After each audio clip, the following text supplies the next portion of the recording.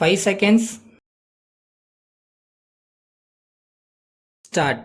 மாண்புமிகு சட்டமன்ற மேலவைத் தலைவர் அவர்களே, இந்த அவையில் என்னுடைய கருத்துக்களை சொல்ல வாய்ப்பளித்ததற்காக முதலில் என்னுடைய நன்றியை தெரிவித்துக் கொள்கிறேன்.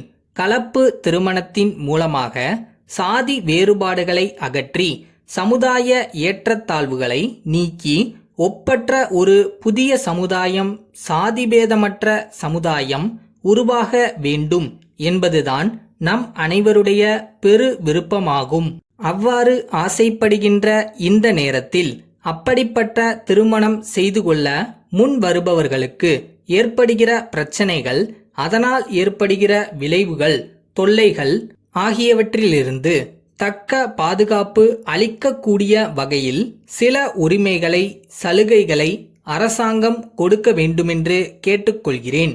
அதன் மூலமாக ஜாதிபேதமற்ற ஒரு சமுதாயத்தை உருவாக்க முடியும் என்று நம்புகின்றேன். தற்போது அரசு தருகிற விளக்கத்தை பொறுத்தவரையில் எனக்கு ஒரு கருத்து வேறுபாடு இருக்கிறது.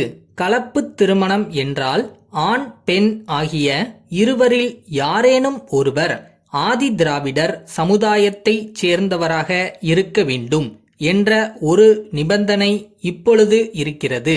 அந்த நிபந்தனைகளுக்குட்பட்டு திருமணம் செய்து கொள்ளுபவர்களுக்குத்தான் அதற்கான சலுகைகள் அரசாங்கத்தால் அளிக்கப்படுகின்றன.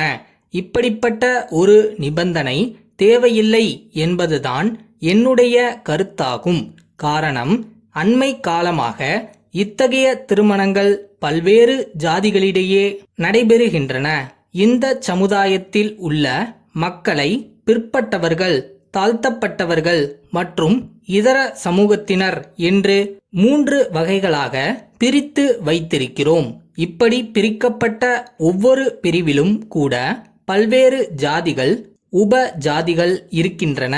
மேலும் ஒவ்வொரு ஜாதியிலும் கல்வி ரீதியாக, பொருளாதார ரீதியாக, சமூக ரீதியாக ஏற்றத்தாழ்வுகள் இருக்கத்தான் செய்கின்றன. ஆகவே முற்போக்கு ஜாதியாக இருந்தாலும், பிற்பட்ட அல்லது தாழ்த்தப்பட்ட சமூகத்தை சேர்ந்தவராக இருந்தாலும் 2 ஜாதிகளுக்கு இடையே நடைபெறுகிற திருமணங்களை நாம் கலப்பு திருமணங்களாக அங்கீகாரம் செய்ய வேண்டும் என்பது என்னுடைய வேண்டுகோளாகும். இந்த மன்றத்தில் உள்ள அனைத்து கட்சி உறுப்பினர்களும் என்னுடைய கருத்தை ஏற்பார்கள் என்று நம்புகிறேன். அத்தகைய அங்கீகாரத்தை உரிய ஆணைகளின் மூலம் உடனடியாக அரசாங்கம் பிறப்பிக்க வேண்டுமென்று கேட்டுக்கொள்கிறேன். அடுத்தபடியாக, கலப்பு திருமணம் செய்தவர்களுக்கு பிறக்கக்கூடிய குழந்தைகள் எந்த ஜாதியைச் சேர்ந்தவர்கள் என்று வரையறை கொடுக்கப்பட்டிருக்கிறது. அவர்கள் விரும்பினால் தகப்பன் ஜாதியை அல்லது தாயின் ஜாதியை கூறலாம் என்று சொல்லப்படுகிறது.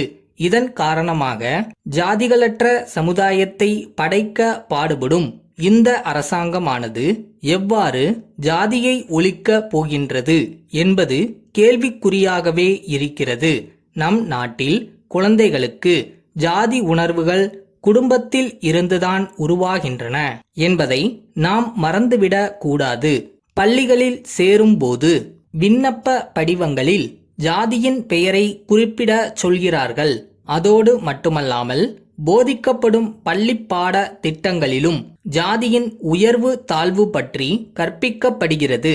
இதன் காரணமாக குழந்தை பருவத்திலிருந்து மனித வாழ்க்கையின் இறுதிக்கட்டம் வரை ஜாதி ஆதிக்கம் செலுத்துகிறது என்பதை தெரிவித்துக் கொள்கிறேன்.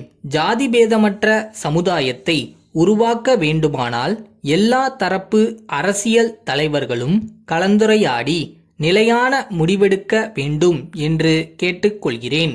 தேர்தல் காலங்களில் ஜாதிக்கு முக்கியத்துவம் தரப்படுகிறது.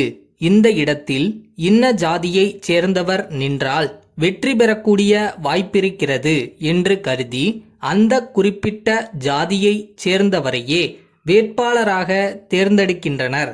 இவற்றையெல்லாம் ஒதுக்கிவிட்டு ஜாதி அடிப்படையில் அல்லாமல் பொருளாதார ரீதியில் பின்தங்கிய அனைவருக்குமே சலுகைகளை வழங்க அரசு முன்வர வேண்டுமென்று இந்த சந்தர்ப்பத்தில் கேட்டுக்கொண்டு எனது உரையை முடித்துக் கொள்கிறேன்.